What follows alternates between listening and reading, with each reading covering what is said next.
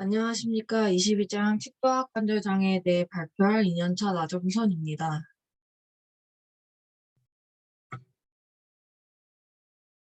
측두하악 관절장애, 즉 TMD는 저작근과 측두하악 관절 및 이와 관련한 해부학적 구조물에 나타날 수 있는 임상적인 문제를 통칭합니다. TMD 환자가 치료를 위해 치과에 내원하는 가장 흔한 이유는 통증으로 대개 TMJ와 저작근에서 국소적으로 나타납니다. 통증은 하악의 기능운동, 저작운동에 의해 유발되거나 악화될 수 있고, TMD 통증은 구강화 안면부의 비치성 통증의 가장 주요한 원인이 됩니다. 통증 외에도 제한적, 비대칭적 하악의 운동 및 간절음, 이통, 두통, 안면통이 나타날 수 있습니다. TMD는 이갈이, 이악물기, 손톱 물어뜯기, 껌씹기 등 구강 악습관과 관련됩니다. TMD의 증상 및 징후는 성인에서 더 흔하게 나타납니다. 성인에서의 TMD 유병률은 40에서 75%로 조사되는데, 이와 반대로 소아 및 청소년에서의 TMD 유병률은 연구마다 다르게 나타나 정확하게 제시되기가 어렵습니다. 이것은 소아의 연령과 인지 발달 단계를 고려하지 않은 성인의 검사 방법의 적용이 원인 중에 하나인 것으로 분석됩니다. 10년간의 장기간 연구에서 TMD의 증상과 징후가 소아에서 청소년을 거쳐 성인에 이르기까지 유의성 있게 진행되는 경우는 없었습니다. 이를 통해 소아 청소년에서의 TMD 증상과 징후는 대부분 일시적이고 경미하게 나타난다고 결론 짓고 있습니다. 구강 이상 기능 운동, 비기능적 운동이라고 하는 운동에는 이갈이, 입술 깨물기, 손가락 빨기, 비생리적인 수면 자세 등이 해당됩니다. 이러한 이상 기능은 기능적인 목적을 갖지 않으며 TMD의 주요한 원인이 될 수 있습니다.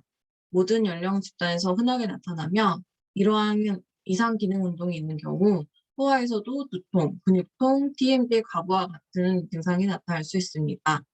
이러한 증상이 나타나는 경우 예방적인 교합 안정장치의 적응증이 됩니다.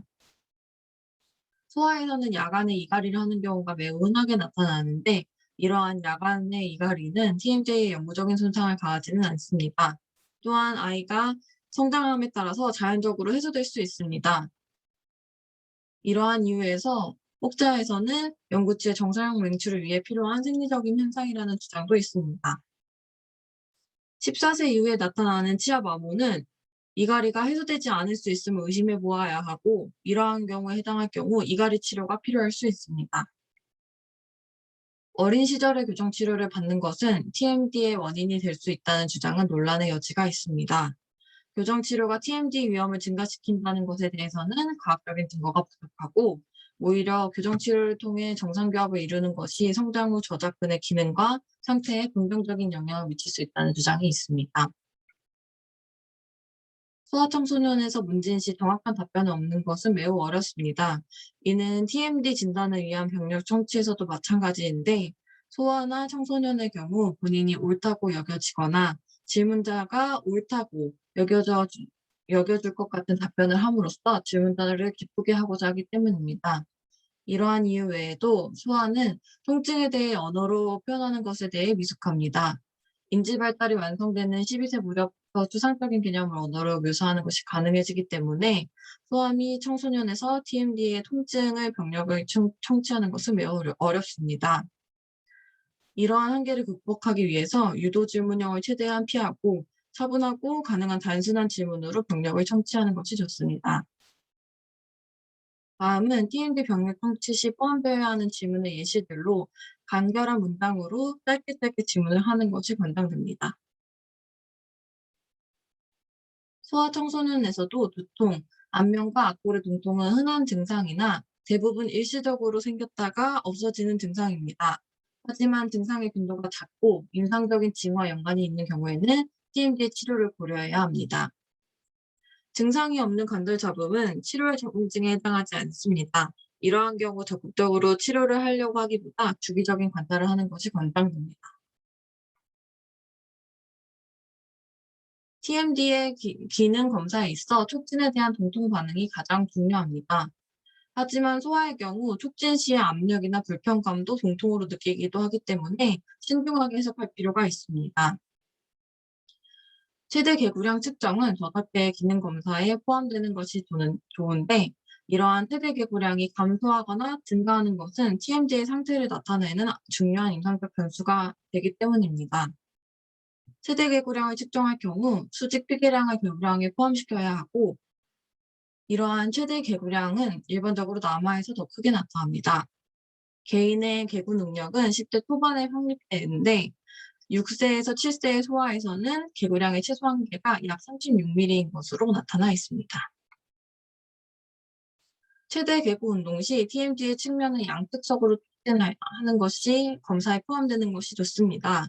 촉진 시 동통, 개구 시 동통, 불규칙한 앞골 운동, 관절 잡음이 있다면 이러한 것을 기록을 해두는 것이 진단에 도움이 됩니다. 저작계의 근육에 대한 촉진은 유의미한 정보를 제공하는 소수의 근육에 대해서 시행하는 것이 좋습니다.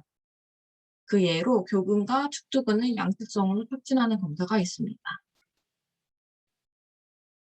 기능 검사에 교합의 평가도 필수적으로 들어가는 것이 좋습니다. 환자의 기능적인 운동을 저해하는 부정교합의 존재는 TMD의 원인이 될 수 있습니다.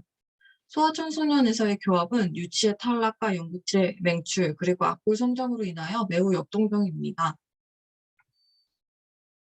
외상이나 심각한 기능장애, 하악운동 제한, 급격한 교합 변화 및 TMJ 위반이 의심되는 전신적인 관절 질환이 있는 경우 방사선 영상이 가장 유효한 진단 검사 방법이 될 수 있습니다.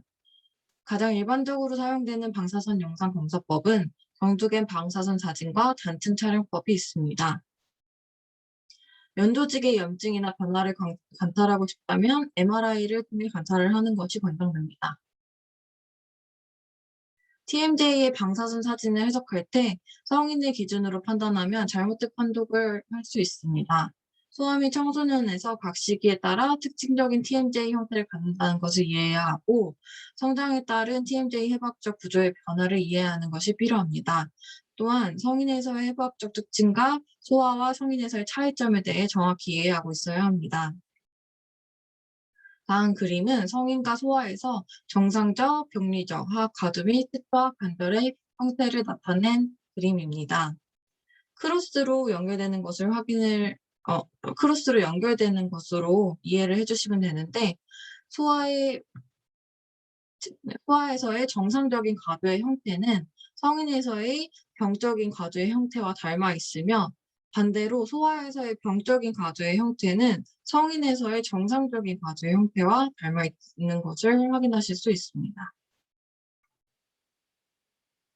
대부분의 경우 소아 청소년의 TMD 치료는 성인에서의 치료 개념과 동일합니다. 조기 치료가 TMD를 예방할 수 있다는 주장은 논란의 여지가 있어 왔습니다. 그렇기 때문에 조기 치료는 시행되지 않는데 예외적으로 예방적으로 치료 개입이 되는 경우는 풀스드 유니라터럴 크로스바이트의 교정 치료입니다. 이러한 편증성 교차교합이 있는 경우에는 TMD가 악화될 수 있기 때문에 조기에 교정 치료를 통해 개입을 하는 것이 좋습니다. 소아 청소년에서 TMD의 치료는 단순하고 보존적이며 가역적인 치료법을 사용하는 것이 권장됩니다. 이 예로는 약간의 교합 조정과 운동요법, 교합 안전장치 요법 등이 있습니다. 교합 조정은 소아에서의 교합이 매우 유동적이고 역동적이기 때문에 주의가 요해지는데 절단면을 부드럽게 다듬는 정도의 약간의 교합 조정만 시행하는 것이 좋고 적극적인 조정을 시행하지 않는 것이 좋습니다. TMD 치료의 운동요법은 아주 효과적인 TMD 치료법으로 소아 청소년에서도 효과적인 것으로 나타나 있습니다. 그 예로는 고유 수용기성 신경근촉통법 그리고 상호재질 근육신장이 있습니다. 먼저 고유 수용기성 신경근촉통법은 말투로부터 고유 감각 자극을 증강시킴으로써 척추 견각세포나 중추신경계의 활동성을 높여 바람직한 운동 패턴을 도출하는 방법입니다. 절대로 상호재지는 적응적인 반응이 일어나려고 하는 순간 이 반응과 상관하는 비적응적 반응이 유발되면 이 반응이 약화되고 이 절차가 반복됨을 통해 제거하고자 하는 반응을 약화시키고 없애는 치료법에 해당합니다. 근육 신장은 머슬 스트레칭으로 TMD의 스트레칭으로는 교근이나 측두근 혹은 SCM의 스트레칭이 성인에서는 이용되고 있습니다. 이러한 운동요법은 인지적, 행동적 치료법으로 환자의 흡수도와 이해도에 매우 의존하기 때문에 운동요법을 시행하기 전에 확실한 교육이 선행되어야 합니다. 다음은 교합장치요법입니다. 흔히 말하는 교합 안정장치로 소아에서는 성장과 발달에 부정적인 영향을 최소화하기 위하여 하악의 연성장치를 적용하는 방법으로 장치를 사용하게 됩니다. 이는 매우 빠르게 효과가 나타나서 6에서 8주 후에 장치 사용을 중단할 수 있습니다. 하지만 이와 다르게 3개월 이상의 장기간 동안 장치가 필요하거나 장치를 사용한 이후에 비정상적인 하악 운동이 나타나는 경우 경성의 아크릴 장치를 사용할 수 있습니다. 이는 아래 오른쪽 그림에 나타나 있습니다. 요약입니다. TMD의 증상과 징후는 소아청소년에서도 흔하지만 그 정도가 경미하고 빈도가 낮게 나타납니다. TMD의 병력 청취 시 환자의 연령과 인지 발달을 반드시 고려하여야 합니다. 저작계의 기능 검사는 최대 개구량 측정과 교근, 특근과 같은 근육의 촉진, 교합 평가를 포함하는 것이 좋습니다. 소아청소년에서 TMD의 치료는 운동요법이나 교합장치와 같은 단순하고 부정적인 치료 방법을 사용해야 하며 그 효과가 성인에서보다 빠르게 나타납니다. 22장의 발표는 여기까지입니다. 감사합니다.